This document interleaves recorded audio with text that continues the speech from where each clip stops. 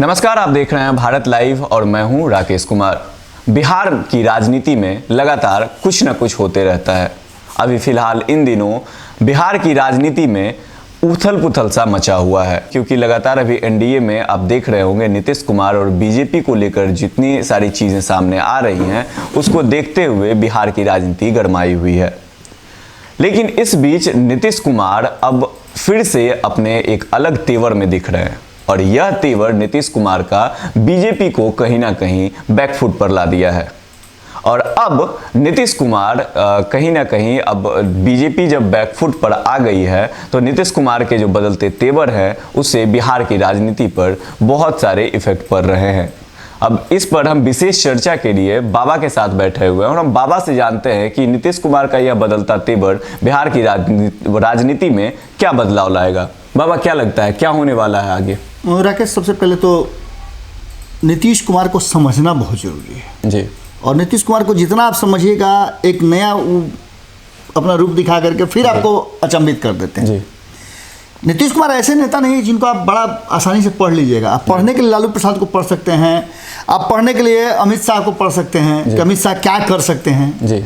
उनकी भूख कहाँ है। राजनीतिक भूख नीतीश कुमार की जो है वो एक लेवल पे है, लेकिन उनकी नीतियां जो हैं और उनके काम करने के तरीके हैं वो हमेशा लोगों को चौंकाते रहे हैं जी।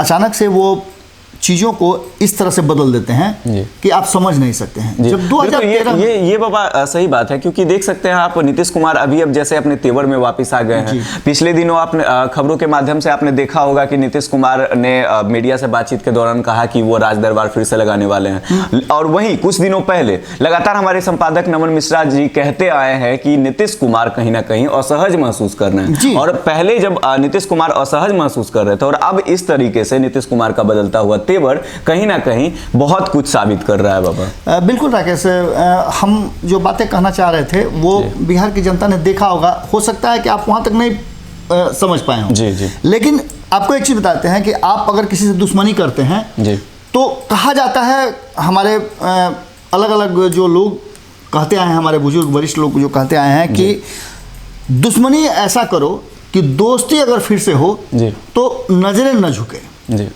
लेकिन नीतीश कुमार ऐसा करते हैं कि वो दुश्मनी और दोस्ती दोनों को इस तरीके से करते हैं कि उनके दोस्ती का भी पता नहीं चलता है कि कब ये दोस्ती रहेगी, कब टूट जाएगी। बिल्कुल।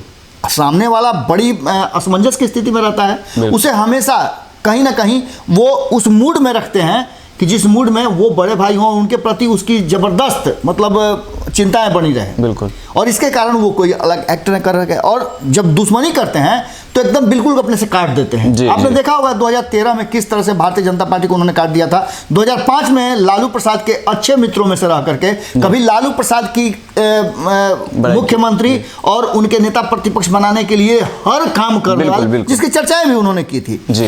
अब इन सब के बाद नीतीश कुमार जब इस तरह की बातें करते हैं तो वो जो एक परसेप्शन है कि दुश्मनी कीजिए तो फिर जब दोस्त हो तो नजरें मिला सके, नीतीश कुमार नजरें भी मिला देते हैं। बिल्कुल। आपने 2005 की चर्चा में कर रहा था, 2013 में आपने क्या हुआ देखा, आपने 2015 में क्या हुआ आपने देखा, किस तरह से उन्होंने जीतन राम मांझी को बड़े ही अच्छे ढंग से मुख्यमंत्री की कुर्सी दी थी और कैसे उनको हटाया ये भी जानते हैं आप। शरद यादव के साथ कैसा उनका संबंध रहा, कैसे उनको धक्का मार करके उन्होंने निकाला और ताकते तक नहीं है शरद यादव की तरफ। ये नीतीश कुमार की खासियत हो सकता है और यही खासियत जो है नीतीश कुमार को सबसे अलग बनाती है। बिल्कुल। एक बार फिर से नीतीश कुमार के जो तेवर हैं वो समझ चुकी है और इन तेवरों को लेकर के अगर कोई समझता है नीतीश कुमार को तो वो लालू प्रसाद है। बिल्कुल। लेकिन भारतीय जनता पार्टी के लिए हमेशा वो एक असमंजस और एक हर्डल खड़ा कर देते हैं। जब भारतीय जनता पार्टी थोड़ा सा अपना गियर जो है चेंज करके जैसे ही एक्सीलेटर पर पैर रखती है वैसे ही नीतीश कुमार एक नया गेम दे देते हैं, एक नया गियर दे देते हैं कि अब इस गियर को तोड़ो। अब इन सब के बीच में आपको पता है कि मंत्रिमंडल का विस्तार हुआ। ये मंत्रिमंडल बड़ा भी हो सकता था, लेकिन नीतीश कुमार ने इस तरह का इसको पेंच फंसाया कि जितने भी लोग थे नीतीश कुमार की कम संख्या, इसको बड़ा बारीकी से देखने की जरूरत है। बिल्कुल।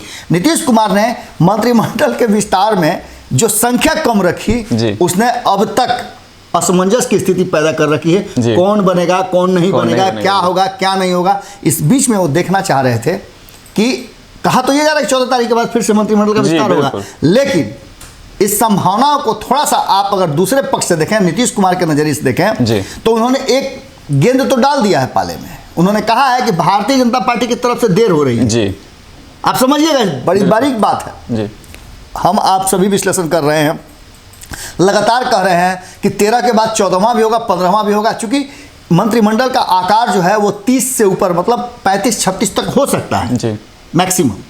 अब इसका नहीं बढ़ना और अधिक लोगों, एक ही लोगों पर अधिक विभागों का कार्य रहना, जी विकास का तो ये मापदंड नहीं हो सकता है। बिल्कुल।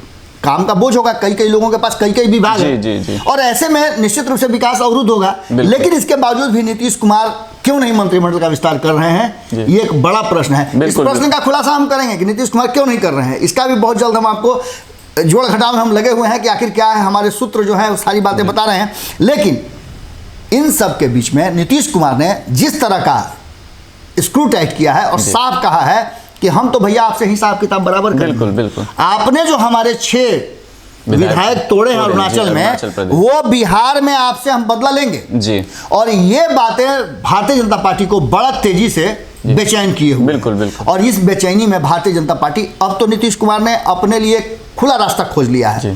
पार्टी स्तर की जो भी बातें होंगी उसके लिए उन्होंने ऑथराइज कर दिया, अब आरसीपी सिंह के साथ होगी। लेकिन सरकार चलाना है तो आपको अध्यक्ष नीतीश कुमार से बात नहीं करनी है, तोड़ दीजिए ना पार्टी, बिल्कुल। जो करना है कीजिए, उस समझे आरसीपी सिंह। लेकिन सरकार भैया मेरे स्तर पर चलेगी। एक बार फिर से नीतीश कुमार का ये गेम चेंजर जो प्लान है, और उनकी आरसीपी सिंह के साथ बैठक ना करके अपने उन सिपह सलारों से बैठक करना जो उनके साथ मंत्रिमंडल में है, बिल्कुल बड़ी गेम है भैया। और ये समझना भारतीय जनता पार्टी के लिए, समझते समझते आपको देर हो जाएगी, और तब तक नीतीश कुमार जी आपको गेम में पीछे ठेकेल देंगे और आखिर जीत के तरफ अपने आप को लेकर चल जाएंगे। नहीं मानिएगा तो खेला भंडोल होगा, और नहीं मानिएगा तो आप समझ ही सकते हैं कि एक राज्य तो आपके हाथ से चली जाएगा। और नीतीश कुमार उस स्टेज में ले जाकर के ऐसा दोजख में आपको ले जाकर खड़ा किए हैं, ऐसे जगह पर ले जाकर के छोड़े हैं कि जहां आपके लिए अब साफ सुंदर वाली स्थिति होगी, क्या कीजिएगा कीजिए। और यही नीतीश कुमार है।